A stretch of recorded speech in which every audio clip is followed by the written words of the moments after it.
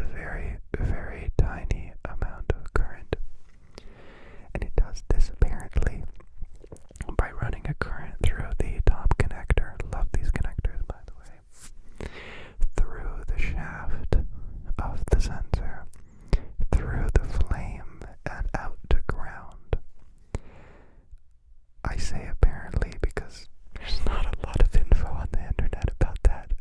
I only found a few sources that quoted something like that, but it makes sense because it only has one terminal, and this is not a ground. There's ceramic here, and it's just a mounting point, so every single path of current needs a plus and minus, so I can imagine that it travels through the flame. Yada yada. Either way, I'm not making this video to look silly in front of any HVAC repair people because they're probably laughing right now like, no, that's not how it works. Either way, it's not the flame sensor. I tested it while the heater is running, because it does run. The burners turn on all four with a steady stream of gas and a beautiful flame that's pulled into the ventilation system. The issue is that the burners are only on for 5 minutes, then they turn off for 10 seconds, and it initiates the whole sequence again, and then it runs for 3 minutes, shuts off, starts up, runs for 1 minute, and then runs for like a minute and a half, and shuts off, and it goes into a lockout mode to protect itself, to just let you know that something no good is happening. So I tested this sensor while it had flame on it. And I was getting 2.7 millimicroamps. Very tiny amount of current, but within spec. And I watched what the sensor did when the flame went out. I was watching the number 2.7, 2.6, 2.7, and then the flame went out. And then a half a second later, this number was reading 0. So I was very happy to see that. Because if it went the other way, if the number went to 0 and then the flame went out, I'd know the sensor is not seeing the flame when it should be seeing the flame. And then the computer seeing that and saying, uh-oh, I don't have a flame, I should shut off gas so I don't blow up a house. So, since it is working exactly like it's supposed to, I started to dive pretty deep. I bought a new sensor just because, hey, everybody says you should do that. So, even though it tested good, bought a new sensor, put it in, they're like $12, and nothing changed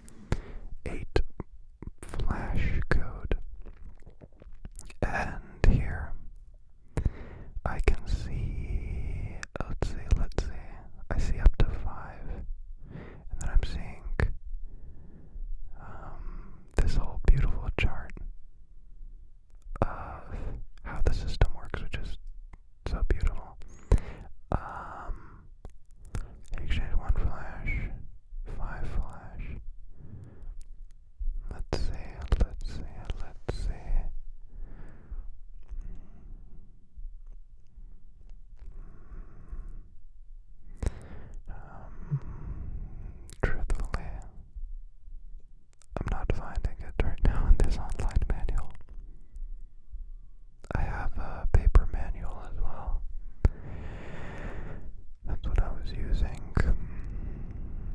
I don't want to lie to you good people, but I will speak from memory. An 8 flash code in the manual states that a flame has been lost 4 consecutive times. So the flame's on, the burner's on, and then it loses the flame, and this sensor sees, hey, there's no flame. Let's try this again 4 more times, and then we stop and go into lockout. And in the manual, it states that there are only 2 possible causes for that. Either 1, you have insufficient gas flow, so your output pressure of natural gas is not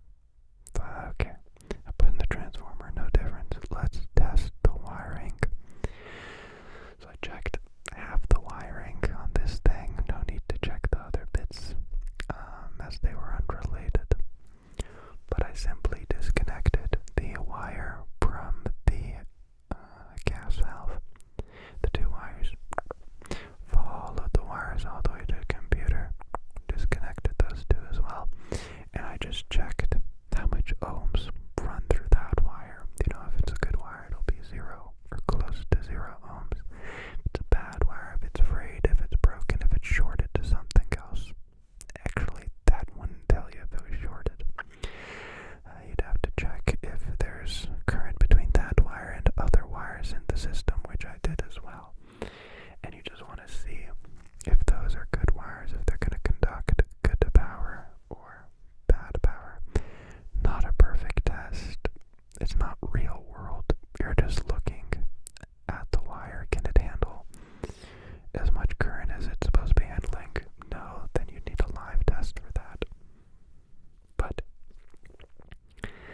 fear not, I had a crazy banana pants idea.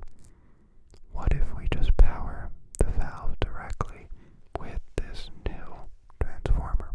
Because what happens is this transformer feeds into the computer, and then that computer decides whether or not it should be sending power to the gas valve. But if I omit the computer and go directly at gas valve and power it that way, what do I get? What do I get? It's a very, very good question. Before any of that, I really wanted to read some of the manual. The whole point of the video is actually to read a bunch of the manual, but I'm getting carried away, so here is the operation of this exact gas burning furnace. I love that they have this in the manual. They did not have to have this in the manual. And once again, I am in love with this kind of stuff. The following describes the sequence of operation of the furnace. Refer to the schematic wiring diagram on page 19 for component location. The on cooling/heating thermostat with fan switch. When the fan switch is set to the on position, a circuit completed between terminals R and G on the thermostat. The blower motor is energized through the cool fan terminal and runs on the selected speed. I should interject again. During this time, actually today in the evening, I decided to install a new thermostat. I wanted something a little bit different anyway, and the old one was old, and they don't last forever, especially because I love to manually turn them on and off and on and off because I'm making a video, so I gotta manually turn it off. So I thought, hey, those things wear out, might as well replace it. Once again, no difference to the furnace. So, on cooling, heating thermostats with fan switch. When the fan switch is set to the auto position and the thermostat calls for cooling, a circuit is completed between the R, Y, and G terminals. The motor is energized through the cool fan terminal and runs on the selected speed. The fan offsetting is fixed at 60 seconds for steer enhancement. When the system switch is set on heat and the fan is set on auto, the room thermostat calls for heat. A circuit is completed between R and W of the thermostat. When the proper amount of combustion air is being provided, a pressure switch activates the ignition controls. So listen to that. A circuit is completed, and the first thing that turns on is the exhaust fan. And the exhaust fan creates a pressure differential on either side, which is read by a pressure switch. It has a vacuum tube on it that goes into the other side, and it detects pressure. Gas will not turn on until this switch trips and allows for the gas to continue further. Kind of jumped ahead there. So the ignition control provides a 31-second warm-up period. The gas valve then opens for 7 seconds. have another item. Is what they're describing. The fan will blow, and within 30 seconds, you'll have something called a glow plug energize. And I have an empty box.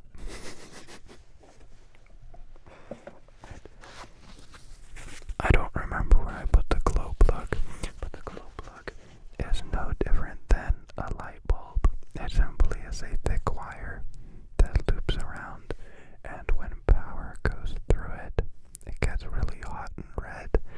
So hot and red, in fact, that it will combust gas spontaneously without a spark. So it will do that within 31 seconds, and then the gas valve will open for 7 seconds. Hear that? Gas starts to flow, and the ignition occurs. The flame sensor begins its sensing function. If a flame is detected within 7 seconds after ignition, normal furnace operation continues until the thermostat circuit between R and W is opened. After the flame is present for 30 seconds, the circulating blower is energized. So the only thing that would stop the flame, the gas, without any faults would be the thermostat being happy, pleased, and requesting an off through those two terminals. When the thermostat circuit opens, the ignition control is de-energized. The ignition control de-energizes, the gas flow stops, the burner flames are extinguished. The venter continues to operate for 15 seconds after the gas flow stops. My venter continued for another minute. But once again, they specify exactly how the flame is extinguished. Once the valve closes and gas stops flowing. When the thermostat circuit opens, the ignition coil is de-energized. Ignition control de-energized, the gas flow stops. I just read that the blower motor continues to operate for the amount of time set by the fan off delay dip switches located on the control board. The heating cycle is then complete, and the unit is ready to start the next heating cycle. If a flame is not detected within 7-second period, the gas valve is de-energized. The control is equipped with a retry option. This provides a 60-second wait following an unsuccessful ignition attempt, flame not detected. That's what I got. After the 60-second wait, the ignition sequence is restarted with an additional 10 seconds of igniter warm-up time. If this ignition attempt is unsuccessful, one more try will be made before lockout. Not exactly what we have. This never generated a flame. We lost the flame after several minutes. A momentary loss of